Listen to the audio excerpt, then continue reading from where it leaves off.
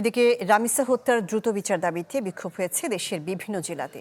বিচার চেয়েছেন ঘাতক সোহেল রানার বাড়ি নাটোরবাসীও। জানিয়েছেন তার বিভিন্ন অপকর্মের কথা।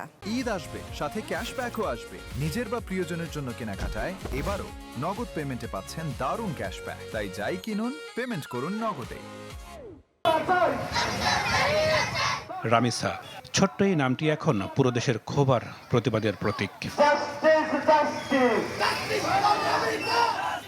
বিচার দাবিতে সামাজিক যোগাযোগ মাধ্যম থেকে রাজপথ সবখানেই সোচ্চার মানুষ। কুমিল্লায় বিক্ষোভ ও মানববন্ধন করেছেন আইডিয়াল কলেজের শিক্ষক শিক্ষার্থীরা। নোয়াখালীতে মানববন্ধন করেন সর্বস্তরের জনগণ। দাবি জানানো হয় দৃষ্টান্তমূলক শাস্তির। আমরা দেখতে চাই যে তারা প্রতিটা অপরাধের সঠিক তদন্ত করে অপরাধীর শাস্তি নিশ্চিত করবে। প্রকৃত দোষী এবং হত্যাকারীকে সর্বোচ্চ শাস্তি দাবি করছি। সেখানে ধর্ষকের শাস্তি হবে প্রকাশ্যে মৃত্যুদণ্ড।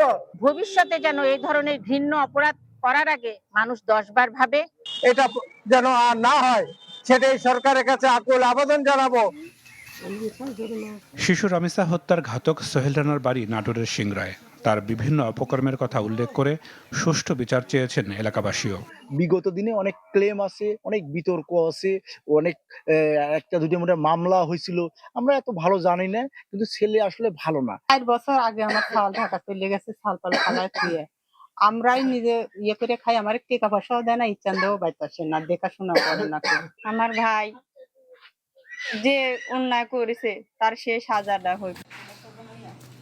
এদিকে মুন্সিগঞ্জে রামিসার বাড়ির উঠোন জুড়ে একরাশ নীরবতা। ছোট্ট কবরটার পাশে দাঁড়িয়ে অনেকেই দোয়া করছেন, কারো চোখ আবার ভিজেছে জলে। আসলে আমরা সরকারের নিকট এমন একটি বিচার চাই যে বিচারে দেশ এবং জাতি আস্থা ফিরে আসবে। তার ভাব যে বিচার পাবে না, যেটা বলছে এইটা সরকারকে দেখাই দিতে হবে যে না, তার মেয়ে সুষ্ঠু বিচার হয়েছে। রামিসার প্রতি এমন নৃশংসতা প্রশ্ন ছড়ে দিয়েছে সমাজের দিকে। দেশের শিশুরা আসলে কতটা নিরাপদ? নাদিম হোসেন, চ্যানেল 24।